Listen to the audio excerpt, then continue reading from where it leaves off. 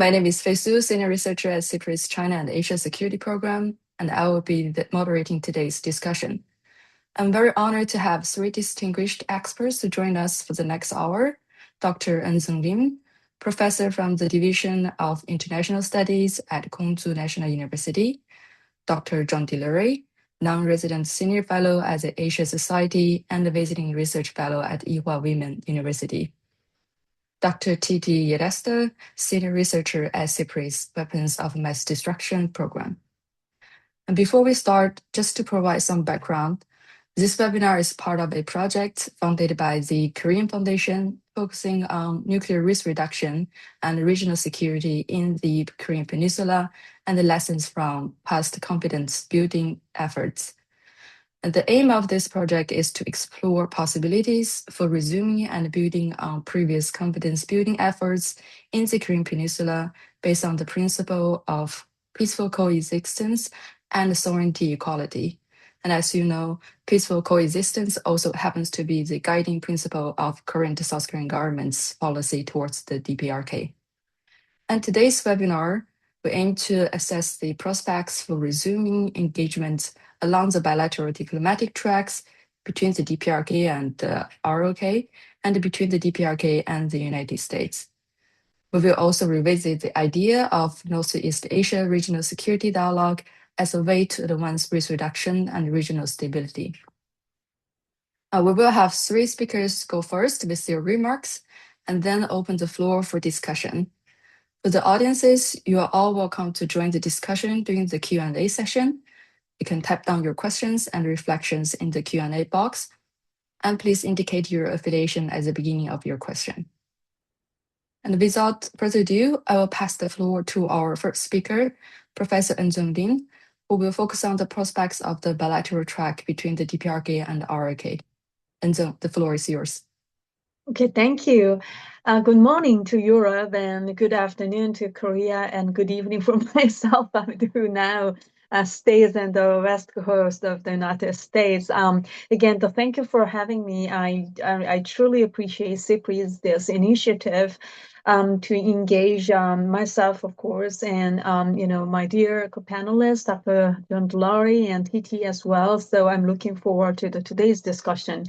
Even though I was requested to focus on more like inter-Korean relationship, however, still I prepared my remark from a more broader angle, because especially this year, 2026, is already, we face a lot of changes in the global politics. So my remark can be a little bit broader than you expected, but I'm also absolutely looking forward to responding to any question from audience or from other co-panelists regarding inter-Korean relations.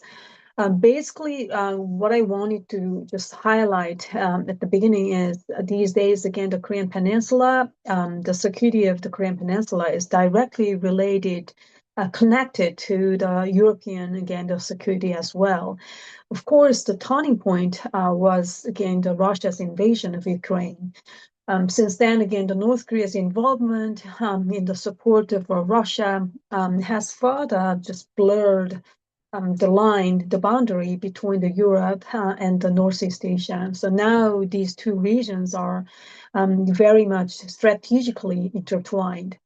At the same time, again, as I briefly mentioned, the global security environment has entered a very new phase, especially in this year.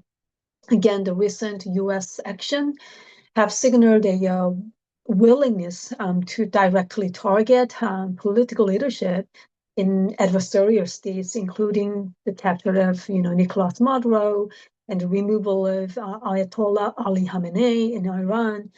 These were not really isolated events. They point to a broader shift toward what I can probably call, deterrence by unpredictability. So this is not just simply about how strong the U.S., how capable militarily U.S. is. It is, I think, more about how willing Washington is to act decisively or even unilaterally, and even with a higher tolerance for further escalation of, again, the violence. So now, how does this affect, again, the Northeast Asia? Let me just focus on three main actors. Again, the one is U.S. allies, such as South Korea and Japan, and then North, and then finally, I'm going to touch upon the Europe briefly. So U.S. allies first, again, such as South Korea, my country, and Japan. As we have seen from the reaction from Seoul and Tokyo, to Washington's request for example, stabilizing the Hormuz Strait, the Strait of Hormuz, and the war per se. Again, the reality is pretty much complex. Again, the countries like South Korea and Japan, both are resource poor, heavily dependent on the energy imports, da da da. The key concern is not just whether or not the U.S. is strong enough. Of course, we all know U.S. is the superpower. However, it is more whether, again, the U.S. behavior is predictable, reliable, and coordinated. So when the escalation can occur very abruptly or potentially without just consultation, coordination with allies begin to worry about unintended, again, the entrapment, being drawn into crisis they really didn't initiate. So paradoxically, therefore, greater U.S. assertiveness can produce more anxiety, again, among the U.S. allies. And this leads to, I think, a second order effect, which is a growing demand for additional stabilizing, more like-minded actor. And second, North Korea. The signals sent by recent U.S. actions are deeply, I think, ambivalent. Of course, I'm looking forward to hearing from the Dr. Delury as well. But on the one hand, I think, again, the North Korea may still see opportunity for leader-level diplomacy between Chairman Kim and President Trump. But on the other hand, the lessons from all these recent events are stark. Again, if political leaders can be directly targeted, then regime survival becomes the overriding priority. Of course, regime survival has been their top priority, but even increasingly more so. So under such conditions, again, the nuclear weapon cannot just remain a bargaining chip. So they are really insurance for their regime survival. This helps explain, I think, the current trends. Again, the North Korea has declared its nuclear status irreversible and continues to, of course, expand its nuclear capability. And at the same time, it is important to recognize a fundamental asymmetry in how the two Koreas define the inter-Korean relationship.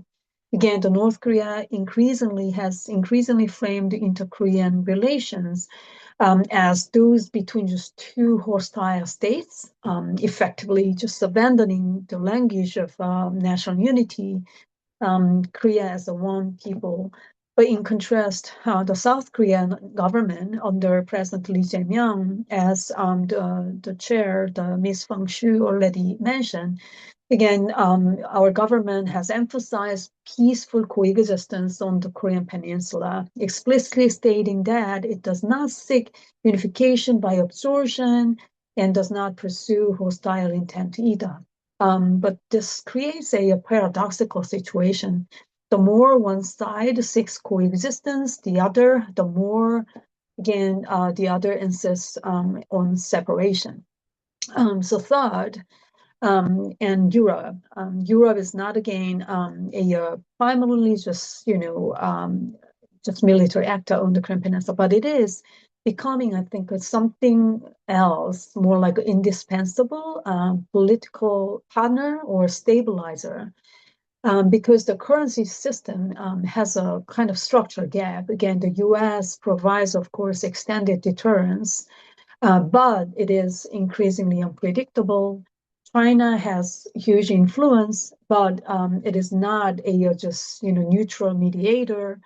And inter-Korean relations remain this much fragile. So what is missing is probably credible, more like a rules-based facilitator.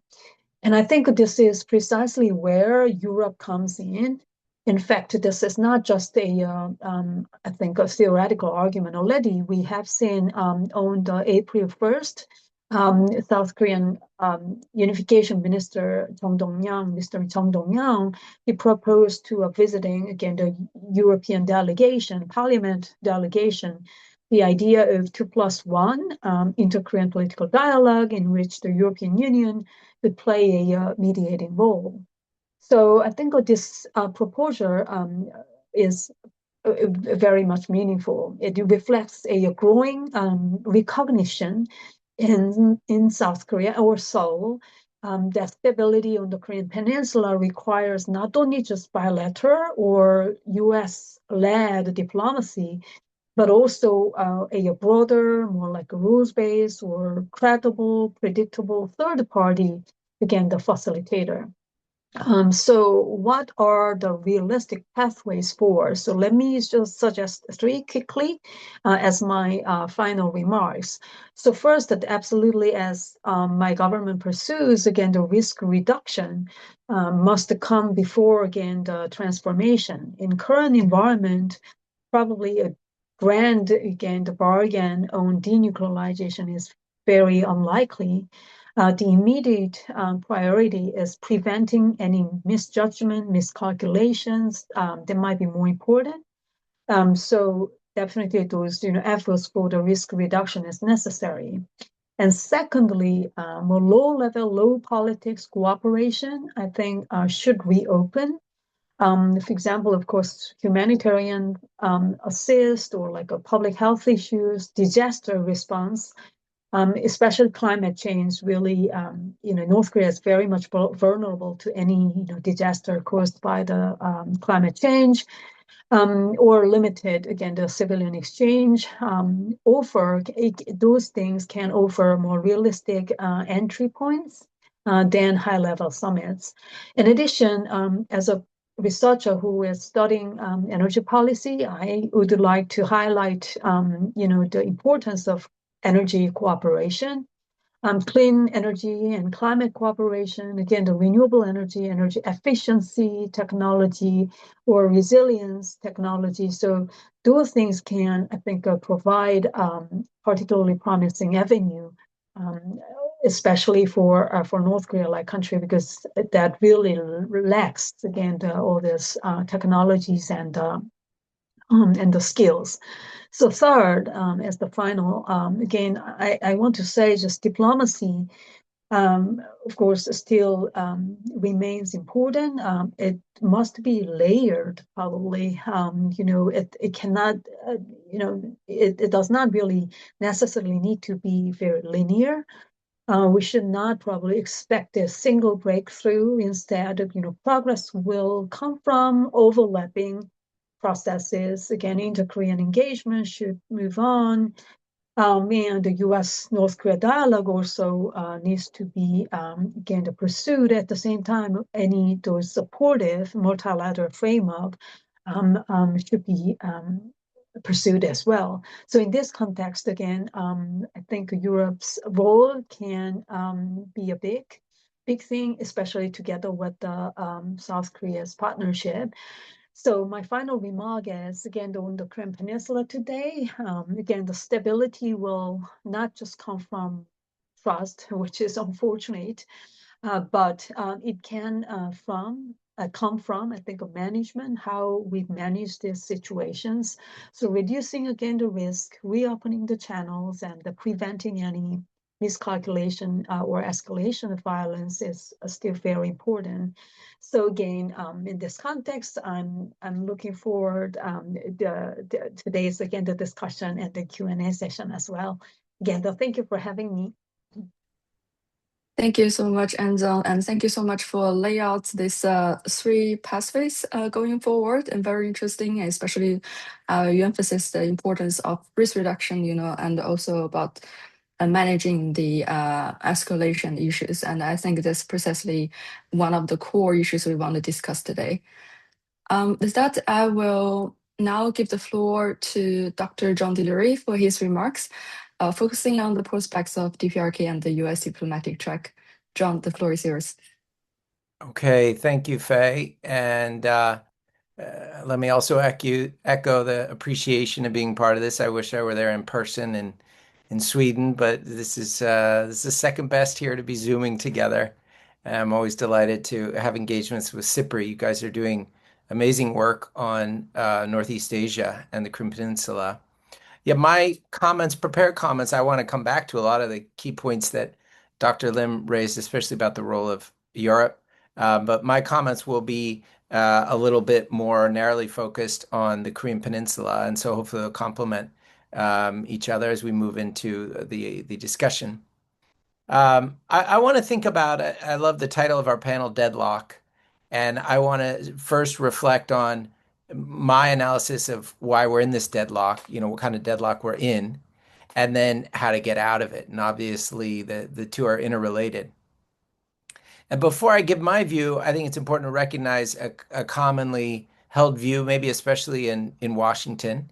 But there's a very cynical view that this deadlock is the same deadlock as 2012 when the Leap Day deal fell apart, same as 2009 when the six-party talks were falling apart, same as 2003 when the agreed framework fell apart, same as 1993 when the Safeguards Agreement was falling apart for DPRK's entry into the non-proliferation treaty.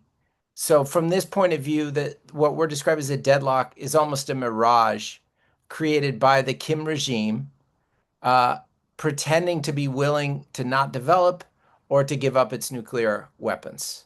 Americans love to use the Charlie Brown comic, of Lucy holding the football and then moving it each time Charlie's about to kick the football. So that's not my view, but I think it's very important we put that out there because then that leads to down a different path in terms of how to get out of it.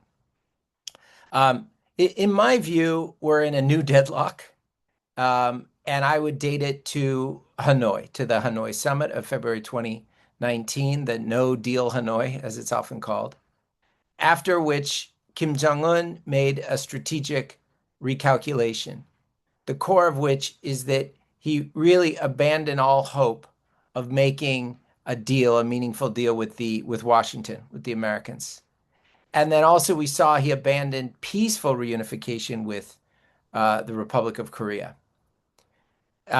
So this means it's over. The whole framework of how we've negotiated, I mean Americans, but sort of the international community, the whole framework is gone. Uh, it's not going to work, denuclearization, even as the what I call the teleology, the end of a very slow negotiation. And it's certainly not going to work as the motor of a more ambitious negotiation and of the kind that was being discussed at Hanoi. Now, another important view is the one that feeds off of that, put forward by Bob Carlin and Sig Hecker. And I know everyone on this panel and probably in the call is familiar with the piece they wrote for 38 North, in which they argued that the implication of Kim Jong-un abandoning a negotiated settlement with Washington is that Kim Jong-un is putting the DPRK on path for the preparation for war, for an offensive war on the peninsula and in the region. And that article made a big splash when it came out, but then it's gotten less and less attention because, hey, where's your war? So when the war doesn't happen, people forget about it. And now that I'm relocated back in South Korea, I also understand no one wants to think about this possibility because of what it means for the South. But I think we analytically have to keep that possibility very much in mind as well as we think about the kind of deadlock that we're in. What happened over the course of 2019 is that the whole framework of 2018 diplomacy that was articulated in the key statements being probably Panmunjom between the two Koreas and the Singapore statement between Trump and Kim, that was really blown up by Pyongyang, by Kim Jong-un. And he set the trajectory of the deadlock as he took that 60-hour train ride back from Hanoi to Pyongyang. What was in Kim's mind?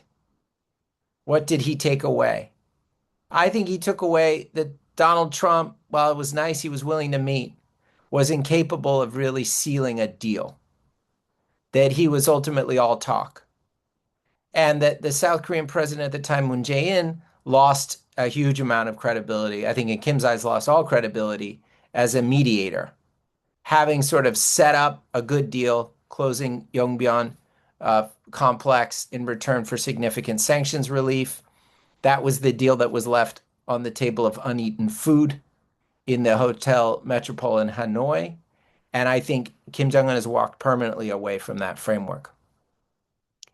Now, if I broaden the scope a little bit, like Dr. Lim really skillfully did, but looking a little retrospectively, I think there were three exogenous events that reinforced the trend of that trajectory that Kim decided.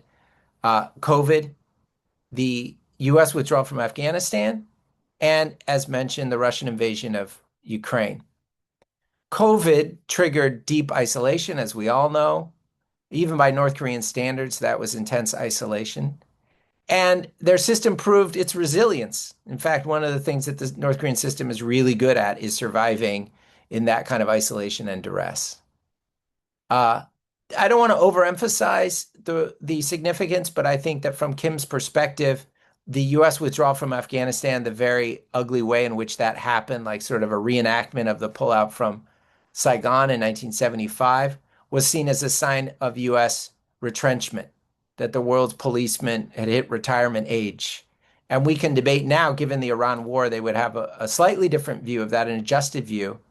But again, even the lashing out in the Middle East can be seen as part of a very violent and erratic weakening, ultimately, of U.S. hegemony and global power. And then, of course, as we all know, Vladimir Putin's invasion of Ukraine created demand for first DPRK diplomatic support, which they gave immediately. Then, in I guess year 2 of the war, a demand for weapons, and then demand for, or first year of the war, weapons, second year of the war, soldiers. So Russian money, economic, financial support, material support, diplomatic support at the UN Security Council. All of that was the kind of concrete, tangible new relationship that had been just talk with the Americans and just talk with Trump.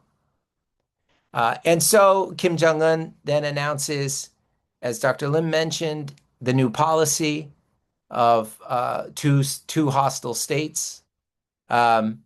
This, I would add from the U.S. perspective, I think is very significant that he ghosts the White House. He doesn't meet with Trump for the rest of the first term. There are no meetings for the first time in U.S. DPRK history since the late Cold War. There are no official discussions during the Biden administration. The last one, of course, was there in Stockholm, wasn't it?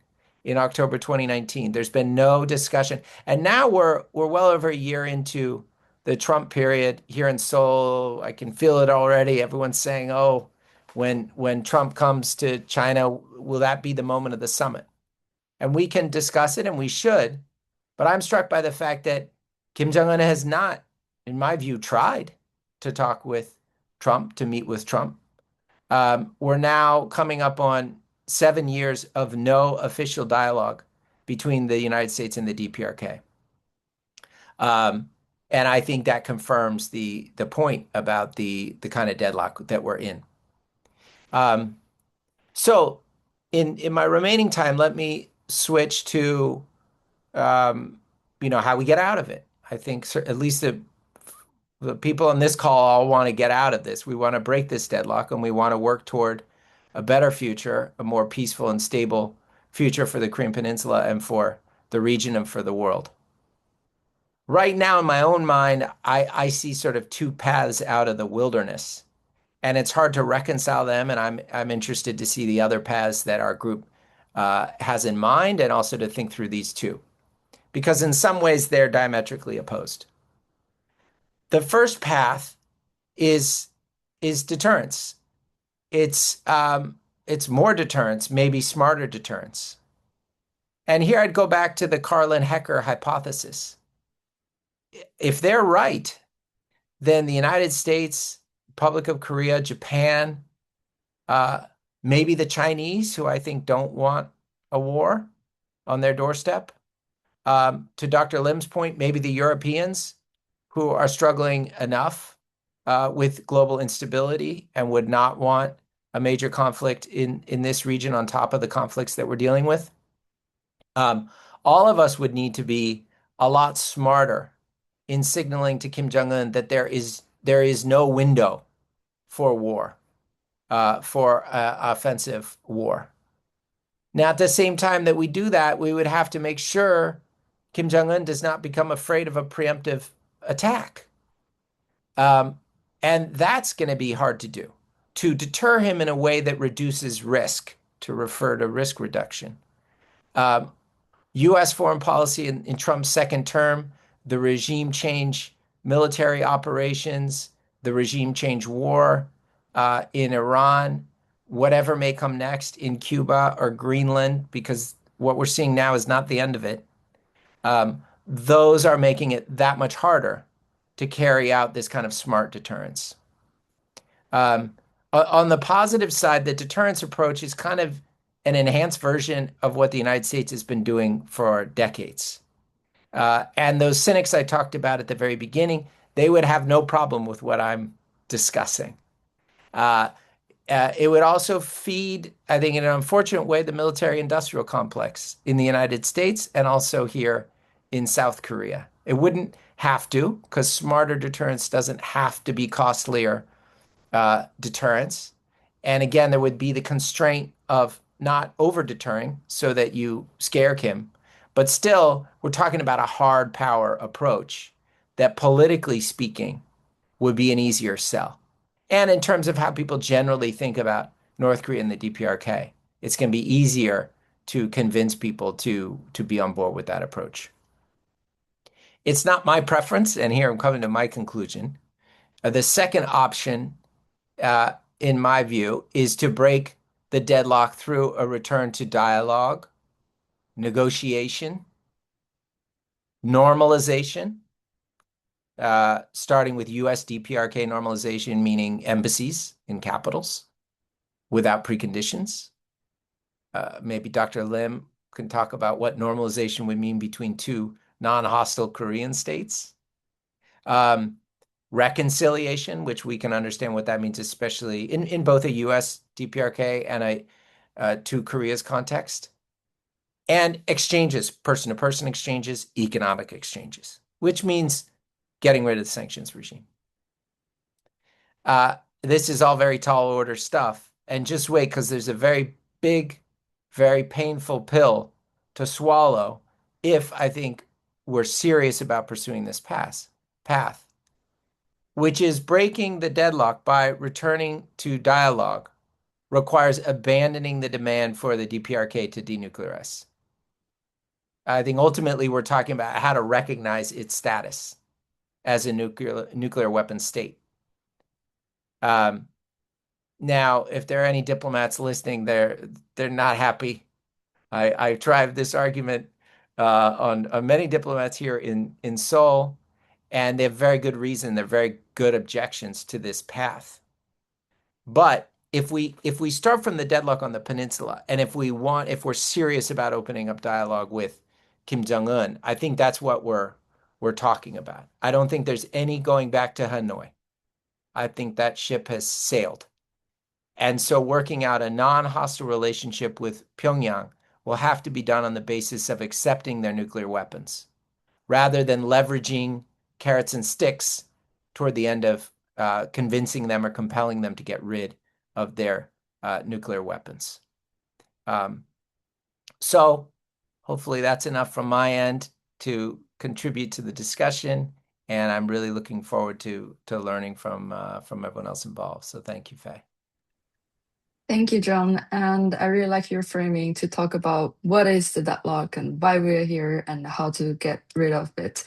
And I think both you and Eunjung emphasize how interconnected global security has become. And I also really like your two suggestions, and I hope we can discuss more about the smart deterrence and also the possibility to return to the dialogue. But I think that now that's since we talk about dialogue, that is perfect to link with our last speaker, Titi, who will Her remarks will focusing on the regional security dialogue in Northeast Asia. Titi, over to you. Thank you. So yeah, as we heard from the previous speakers, the bilateral tracks through which diplomacy in the Korean Peninsula has traditionally been advanced are now largely dysfunctional or non-existent. At the same time, the high tensions and the presence of nuclear weapons and the presence of massive conventional arsenals in the region create a very dangerous situation, which, although outwardly maybe appearing stable, that calls for an urgent need for risk reduction, as Eunjung was also highlighting. So this is why Faye and I have argued for an alternative multilateral platform for diplomacy, namely a regional security dialogue involving not just the two Koreas, but all of the Northeast Asian states. And we made that proposal in a SIPRI commentary published last month and titled "From Deadlock to Dialogue in the Korean Peninsula, it is time to revisit the idea of Northeast Asian regional security talks." So my talk here draws from that commentary piece. Of course, regional security dialogue in Northeast Asia is not a new idea, and the need for that or a regional security mechanism has long been recognized. And proposals to that end have been made at least since the early 80s, notably by Mongolia and several South Korean leaders. The most significant steps towards a Northeast Asia security cooperation at Track 1 level were taken during the six-party talks. These China-led talks were held between 2003 and 2009. While the six-party talks mainly focused on denuclearization, they also included working groups on other issues, notably one on a Northeast Asia peace and security mechanism. This reflected recognition of the interconnectedness of denuclearization and broader trust-building efforts in the region. And in addition to the two Koreas and China, the six parties included Japan, Russia, and the United States. These talks eventually collapsed, but they anyway demonstrated the potential for a multilateral dialogue platform involving major regional actors. Since 2009, we have seen very little progress on regional security cooperation, or cooperation tends to be limited to bilateral relations between allies with a heavy focus on deterrence against perceived threats from regional adversaries. At the same time, there is no mechanism to manage the huge escalation risks that are inherent in nuclear deterrence relationships. To be sure, some mechanisms have been created but have since collapsed. Notably, the 2018 Comprehensive Military Agreement, or the CMA, between North and South Korea included significant confidence-building measures to stabilize the border between the two countries. However, after the collapse of the talks between Kim and Trump in late 2019, the Comprehensive Military Agreement also began to erode. So, similar to other inter-Korean confidence-building measures, the CMA was difficult to sustain in the absence of progress in US-North Korean nuclear talks. There also exists multilateral governmental platforms like the ASEAN Regional Forum, but these are not really designed to address the Northeast Asia's challenges given their broad geographic scope. And this is why dedicated security discussions on Northeast Asia are mostly limited to Track 1.5 or Track 2 formats. And such unofficial dialogues include, for example, the Northeast Asia Cooperation Dialogue and the Mongolia-led Ulaanbaatar Dialogue, which both seek to lay the groundwork for a more formal regional security framework. So the idea of a formal regional dialogue has been there for a long time, but political momentum has been lacking thus far. And this has been explained in terms of confrontational regional dynamics, a preoccupation with deterrence, and limited incentives for North Korea to join the related initiatives. And this lack of incentives for North Korea partly has to do with the fact that regional dialogues like the six-party talks tend to prioritize or have tended to prioritize denuclearization. So in our paper, we argued that this obstacle could be overcome simply by excluding denuclearization from the agenda, so that the focus of the talks would be more narrowly focused on regional stability and risk reduction. While politically challenging for other Northeast Asian countries, decoupling risk reduction and confidence building from denuclearization would arguably be necessary to ensure North Korean participation. At the same time, a multilateral dialogue on regional stability would not rule out talks on nuclear arms control and disarmament with North Korea if an opportunity for that arises outside of this framework. So this reminds me of what Eunjung said about the need for layered approaches. So as I just noted, political momentum for such regional dialogue has been lacking thus far, but we believe that the worsening security situation and the waning hopes of North Korean US engagement could actually create the necessary support among regional actors in the current moment, or at least it's worth trying. So a new attempt at regional security talks might arguably succeed if it focused on maintaining stability and reducing risks, notably on preventing the outbreak of war and nuclear weapon use. And we thought that some kind of a joint statement of commitment would also likely be needed, similar to the 1975 Helsinki Final Act, which was followed by the Conference on Security and Cooperation in Europe. In addition to the participants of the six-party talks, it would also be good to include Mongolia in the potential new talks. In addition to its neutral status, Mongolia has long hosted these unofficial regional dialogues from which the process could draw from. And apart from this, we didn't want to be too prescriptive and instead echoed others who have argued that it would be best to pursue regional talks through flexible arrangements, allowing both informal and formal dialogues in different formats. However, some potential ideas that could be explored include the establishment of sustained military communication channels and adoption of transparency and confidence building measures similar to those in the Vienna document. In addition to such region-wide military confidence building measures, one could seek to revive some of the previous inter-Korean confidence building measures, notably some elements of the comprehensive military agreement as part of these talks. So there's no need to completely reinvent the wheel here.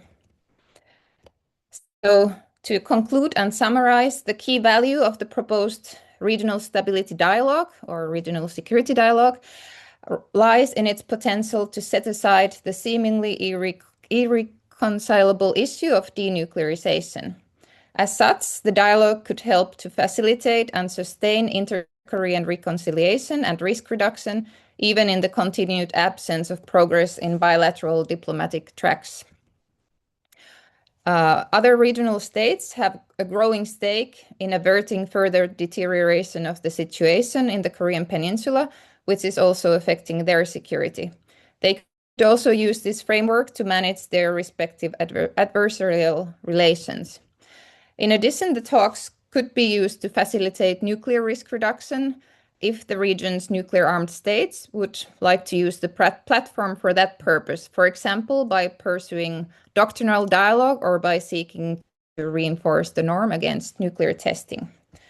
Yeah, that was all from me, and thank you. Thank you, Titi. You will find the link of the paper written by Titi and I in the chat. And before I open the floor for the Q&A, let me turn back to Eunjung and John to get their views on the Northeast Asia Regional Security Dialogue Titi just outlined.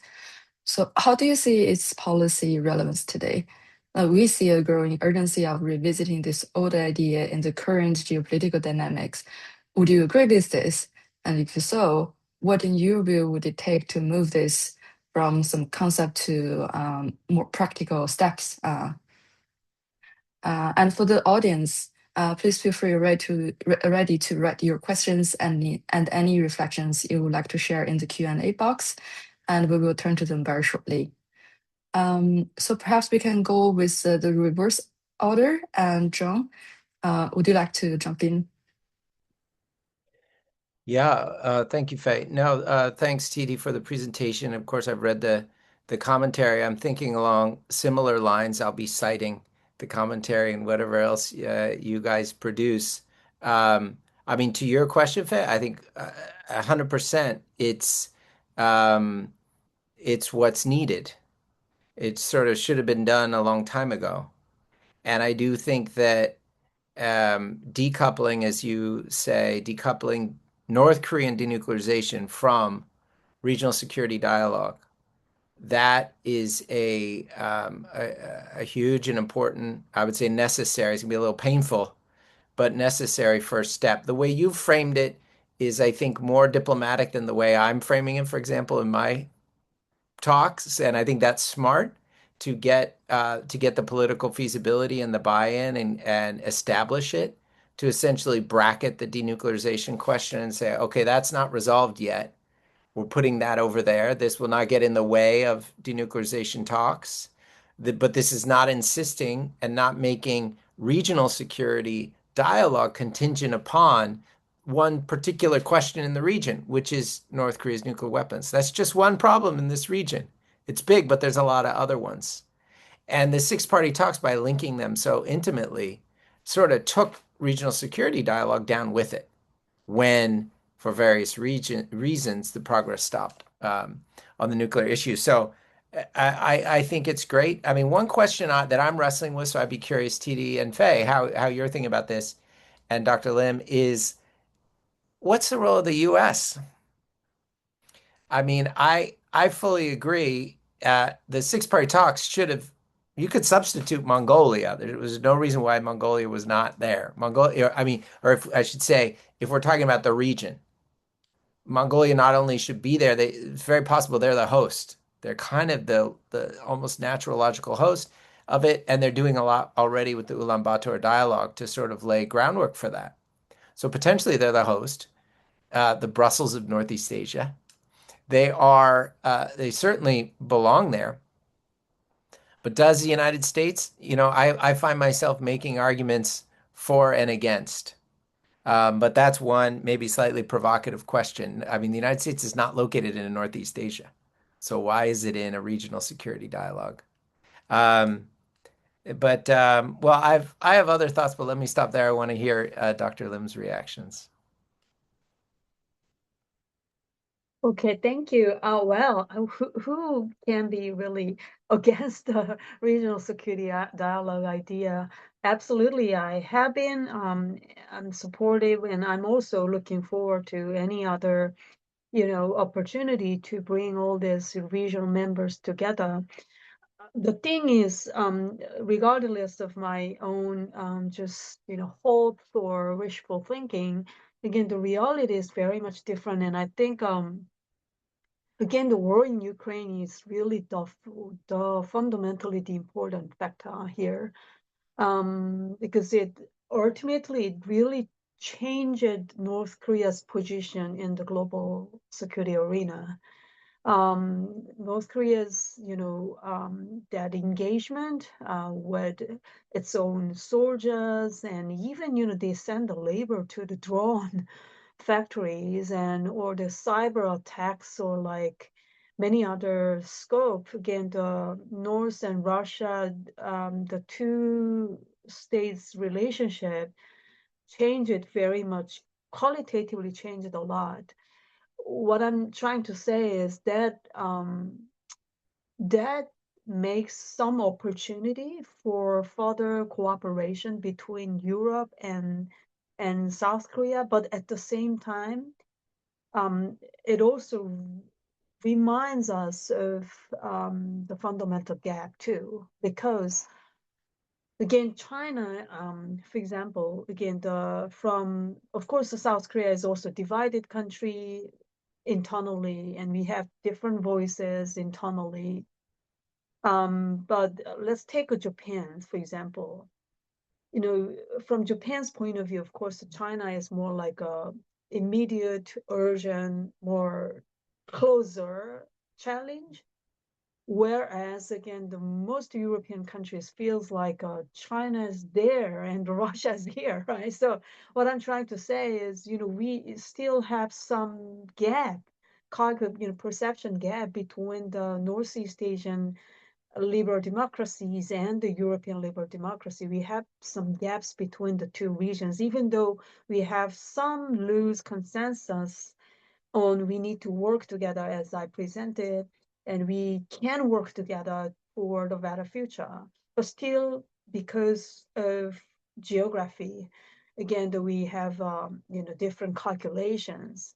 So how can we really move forward toward a better future is of course difficult questions. And then I went to France Normandy last week to attend the World Peace Forum, but I heard so much those skeptical voices from European colleagues about the US's leadership. Again, let's just remove them. Let's US Washington. From our table, we can do better. Those kind of skepticism. I hear those voices, and I somewhat, of course, which is understandable, but again, at the same time, in the reality, without the U.S., if I go back to the Dr. Delury's earlier point, again, smarter deterrence. Without U.S., can we really have a smarter deterrence? Well, so it's again, I don't have a really clear answer. So that is why probably I just suggested we should do what we can do simultaneously, rather than just thinking in a very linear way. But as far as I know, the North, they also interested in broadening their cooperation with some European partner as well, as far as I know. Especially in the climate or like energy kind of issue. So that is why I suggested that kind of thing as well. So, well, it's really difficult to find a rear the door open, but that is why I think this dialogue is valuable, and I appreciate it. Thank you. Thank you. Titi, would you like to reflect on anything? Sure. Yeah, I was actually thinking of the US role myself, because we discussed this. We didn't really address it in the article, but we discussed it a bit at the meeting we had earlier, also with the two of you. So yeah, I guess it would be. I've understood that it might be difficult for Japan and South Korea, the US allies, to embrace this kind of dialogue. If it would emerge without the US being involved or giving green light to it. So it's so deeply involved in the region. So we thought that it has to be included, but of course it's an external actor, and there's also a view that the US might not be supportive of this, that some kind of a regional security mechanism might be maybe something that undermines the alliance system in the region. But I think if this is strictly about risk reduction, the US would have a stake in it too. At least assuming that US foreign policy is rational based on, an objective assessment of its own interest, I don't think this would necessarily, and it's not realistic to think that this would replace the alliance systems, like based on deterrence, but it would be more about reducing the risks posed by this systems, just only based on deterrence. So, and maybe over time it it could lead to more far-reaching cooperation. But yeah, so that's why I think the US has to be there. Yeah, that was my view on the US, but I would be happy to hear your comments on that as well. Thank you. And maybe just to add, I think, as Eunjung also mentioned, there are quite a lot of influences, also implications from the US-China great power competition in the region that affect the overall dynamics. And I think we also see in the past, perhaps this could be something that China and the US have to have some common interest to avoid the crisis and escalation risks that insulate themselves from the overall competition issues. So that provides some incentives for China and the US in engaging this kind of dialogues. Just want to add that point. And I see Anton have his hand raised for a while, and thank you so much for your patience. I will try to allow you to speak and share your questions or reflections. Anton. Thank you, Faye. Can you hear me? Yes. Good. Thank you for excellent event. I think a very useful discussion. And first of all, I would like to emphasize that I agree with most of the points, Faye, you and Tuti included in your article. I do see many things in this similar way.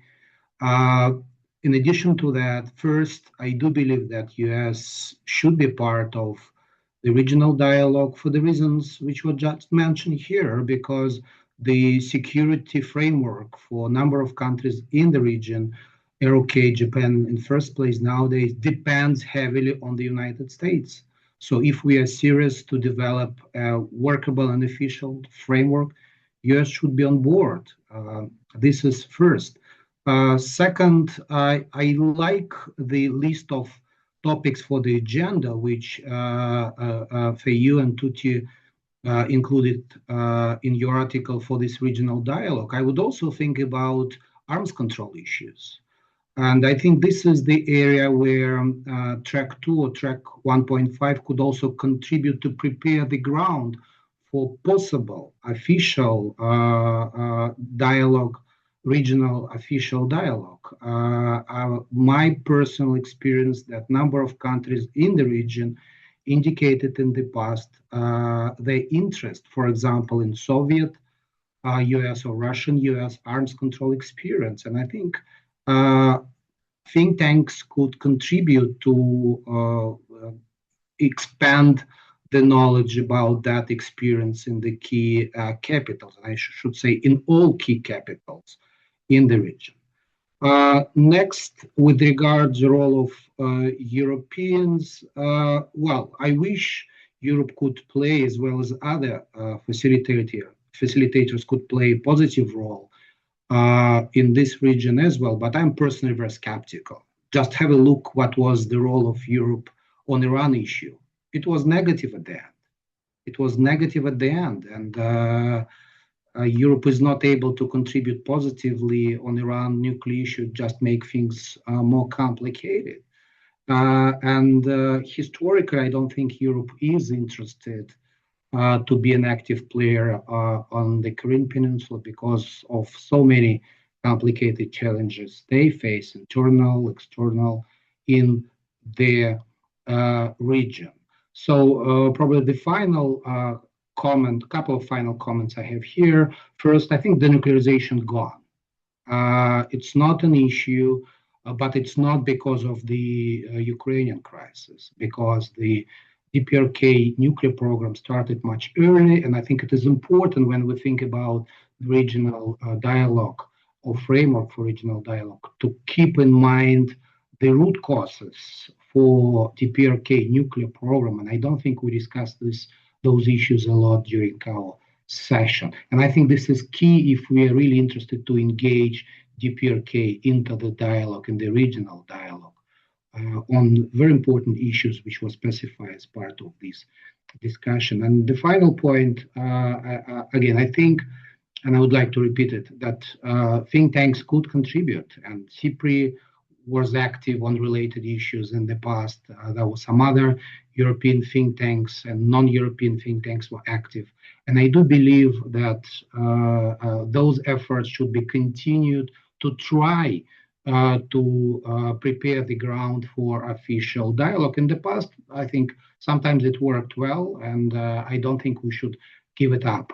With regard kind of recognition of DPRK nuclear status, I don't think Pyongyang is seeking recognition, and I don't think we should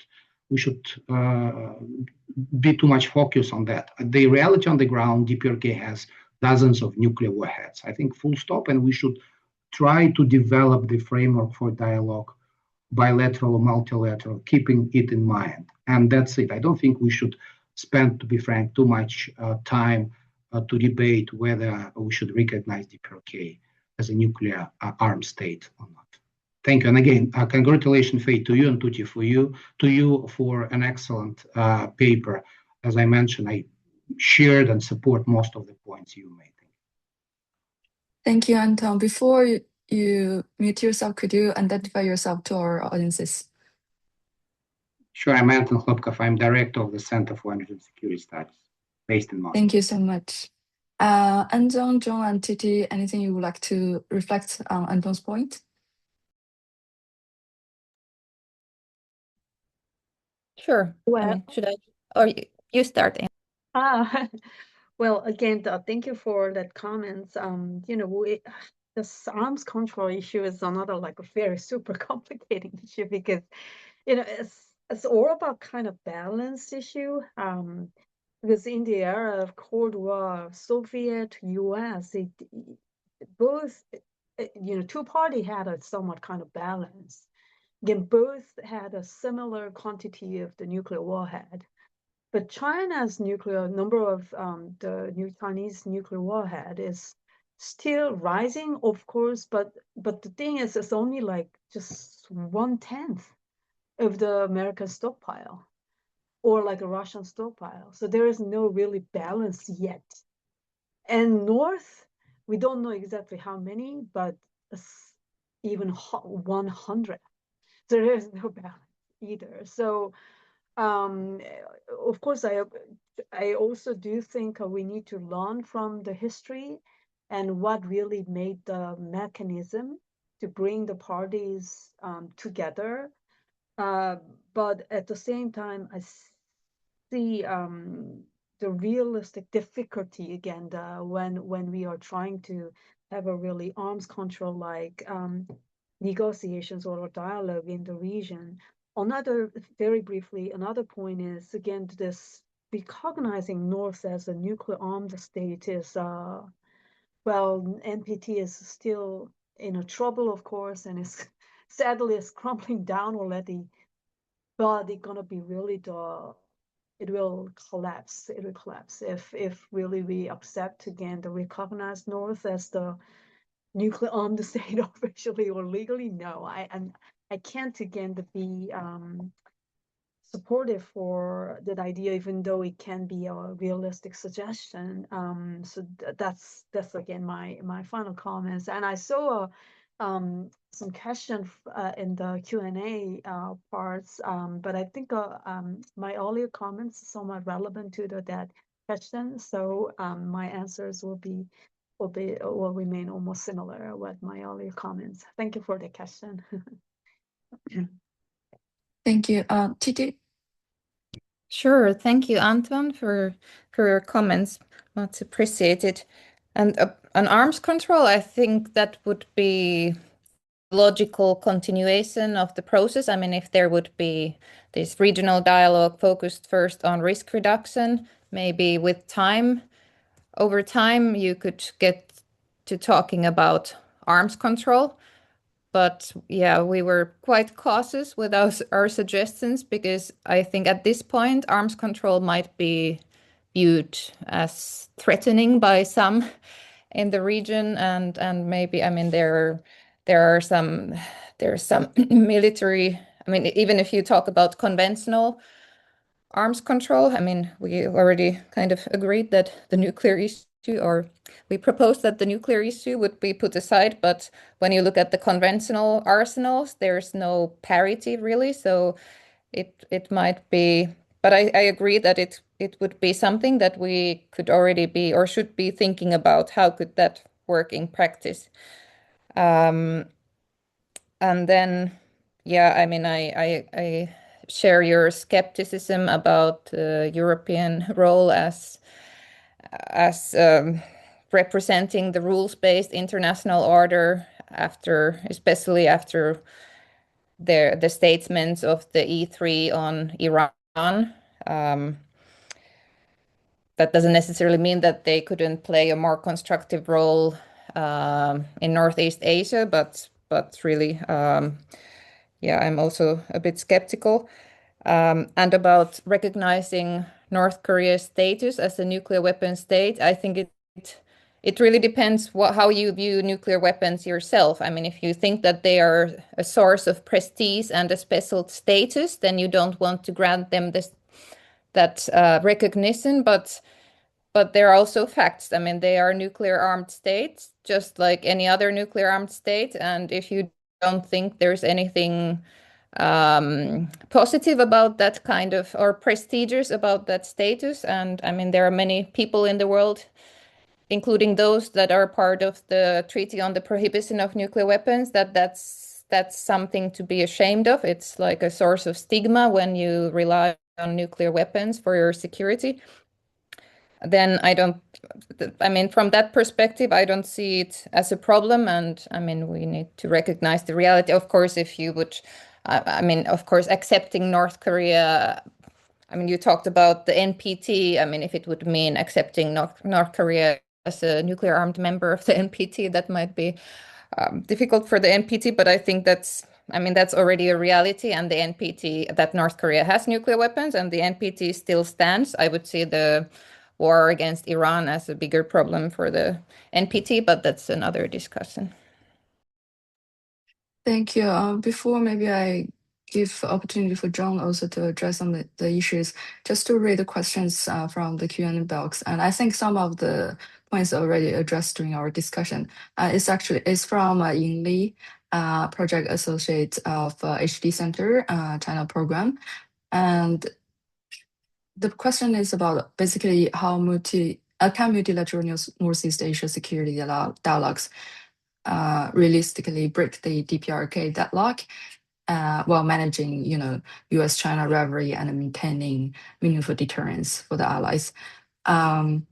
And also add to that question, I know, John, in your presentation, you already mentioned a little bit about Xi-Trump meeting that hopefully now will happen in May.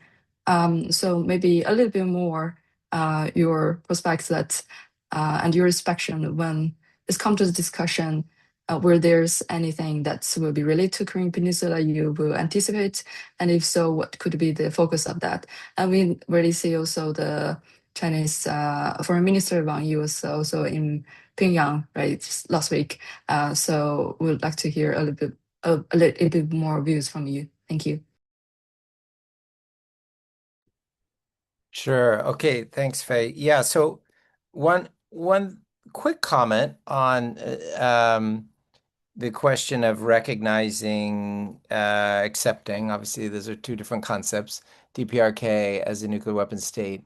Really appreciated your point there, TD, about the split that already exists within NPT versus the ban. That's one issue. And, another way to think about it, and I think maybe we have to have another webinar, hopefully, is to think about, well, what would it mean to accept that the DPRK withdrew from the NPT? And to come up with a way to define what it means for their essentially 4 states that live outside of the treaty. Is there a way to give some structure to that, some understanding of that, other than just we are going to sanction one of them in perpetuity because they were once in it and they withdrew? But from a U.S. government perspective, I think the legal official position is their withdrawal is not accepted. So, it's a very complicated question. And as everyone agrees, it's critically important not to weaken non-proliferation more in trying to sort of deal with the problem.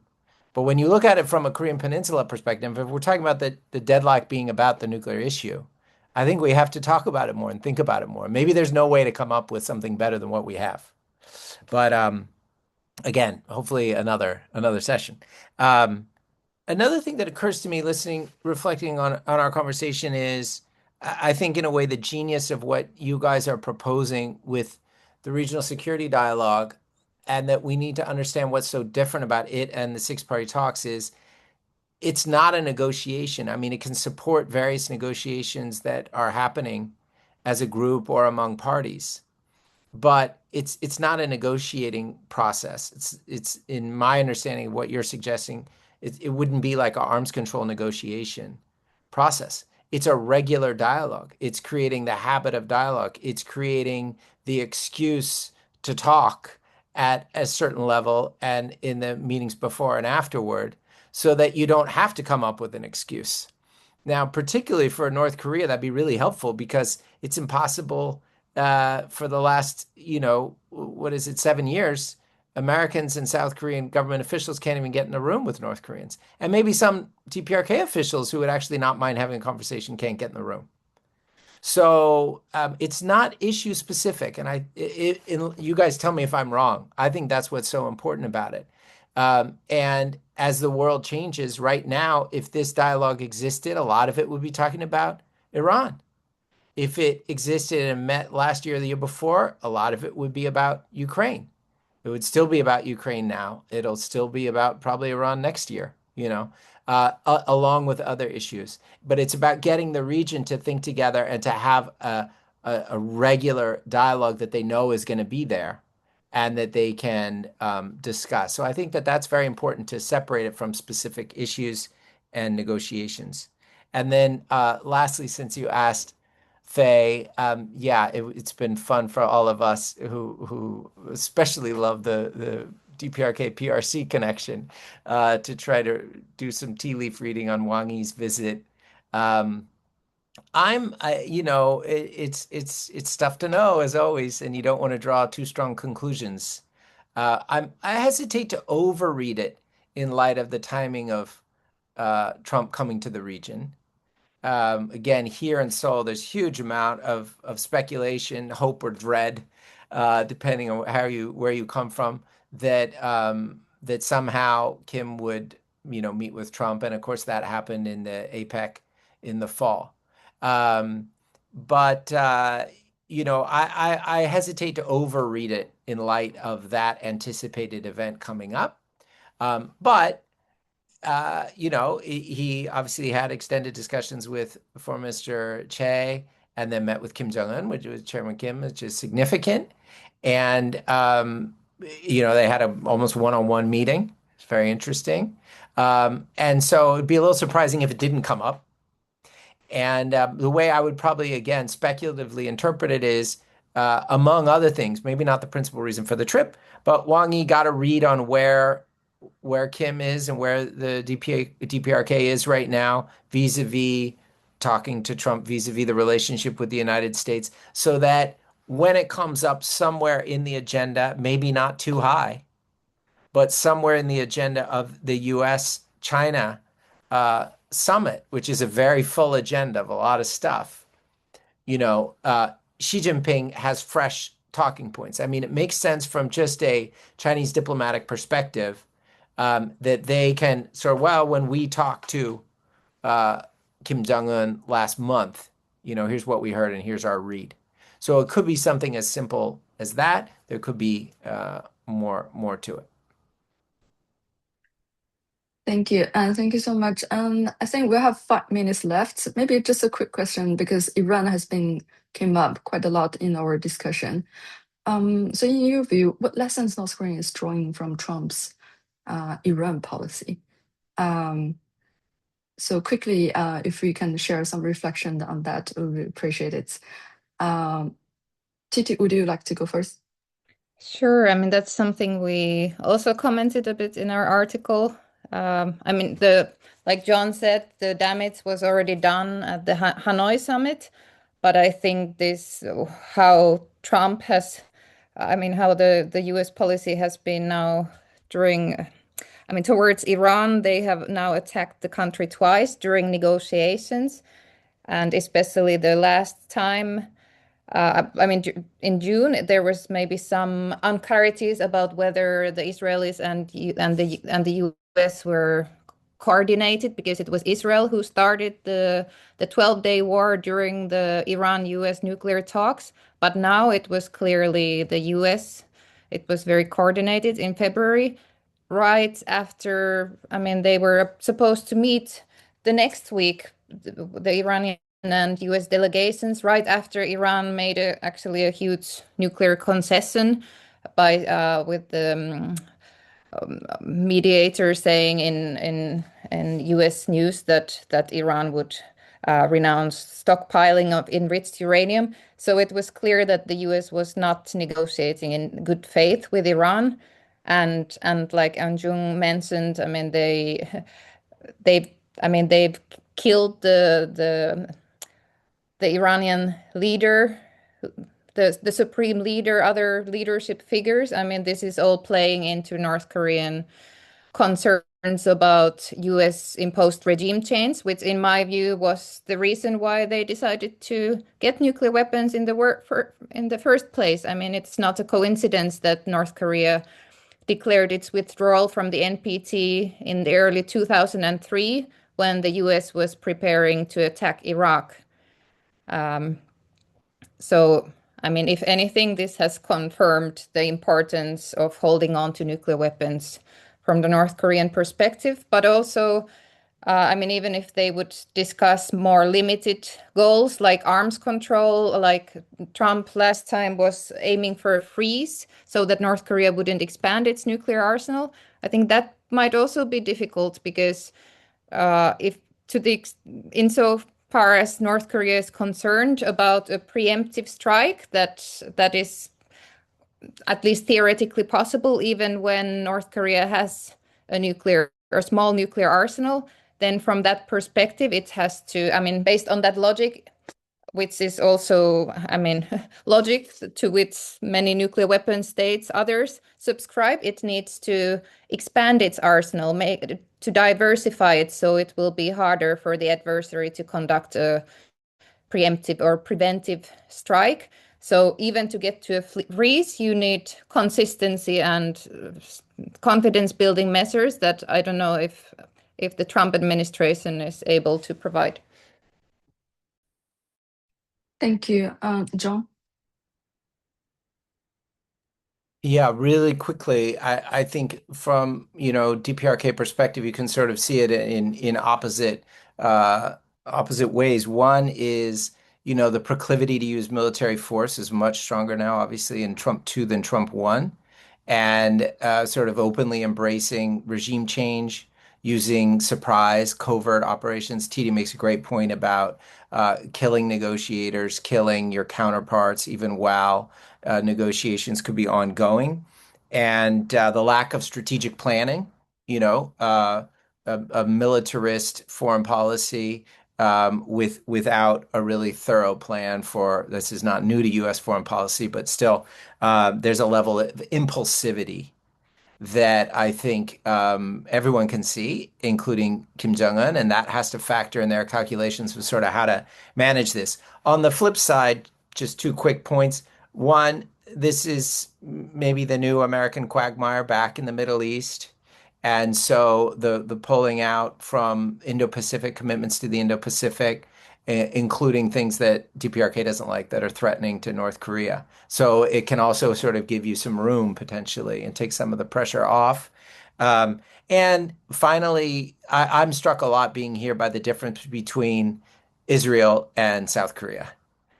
You do not have a country here, the key American ally, that wants to start bombing anyone. I mean, all the analogies break down when you get to that level. And so whether Kim Jong-un wants to keep that going or not, that would factor in significantly, or it should factor in the fact that he does not face Israel to his south.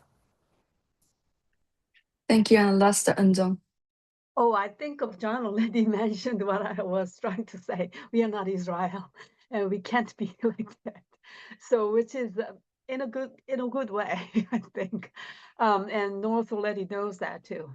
And all this geopolitics in the Middle East is much more complicated than our geopolitics. And again, there is China, which is another like a deterrence factor, I think, vis-a-vis Washington. But that does not necessarily guarantee, again, the predictability or credibility, reliability of Washington either under this, again, the leadership. So again, the Pyongyang is smart too. Again, there will be calculating many different things. But as I mentioned, my earlier comments, I think for them, again, the reason to give up, again, the nuclear or momentum incentive for the denuclearization became shallower. That's the saddest part, I think, for the rest of us. And that is why we need to work together to collect our wisdom. Again, thank you. Thank you for having me. Thank you so much. Close today's seminar. I would like to thank all of you for joining us today, and special thanks to our speakers for such an engaging discussion. And I would also like to express our sincere appreciation to the Korean Foundation for making this webinar possible. Thank you all for joining us, and I hope today's discussion continues beyond this session, and more will join us in future conversations on the Korean Peninsula and security in Northeast Asia. Thank you, and goodbye. Thank you.